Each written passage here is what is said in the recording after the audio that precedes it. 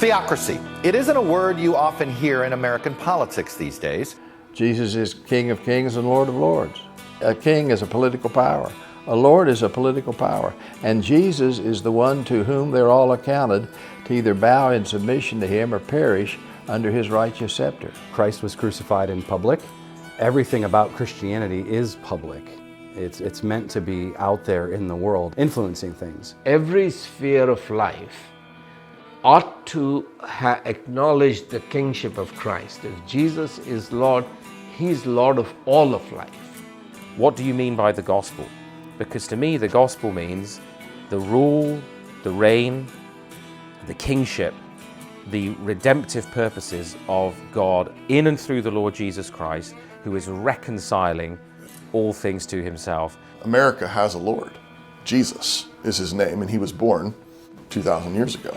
So in your version of a Christian town, would there be a place for non-believers? Oh, absolutely. Yeah. Would there be a place for same-sex couples? But you mean legally? Yes. You mean like marriage?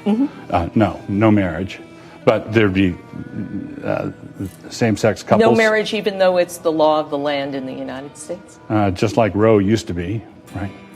If you're not post-mill, if you're not optimistic about the future, and you look at the church disintegrating into faithlessness, you think, well, we're right on schedule, right? So if I have a very negative perspective about God's work in history, then I'm going to have a relatively negative view of what can be accomplished culturally and politically. What is called postmillennialism today, which I embrace, is fundamental. And it's more fundamental than some of these other questions.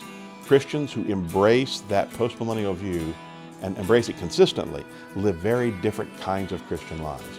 In fact, I would go so far as to say that postmillennialists embrace a different kind of Christianity than most non-postmillennialists. Shout on, pray on, we're gaining ground.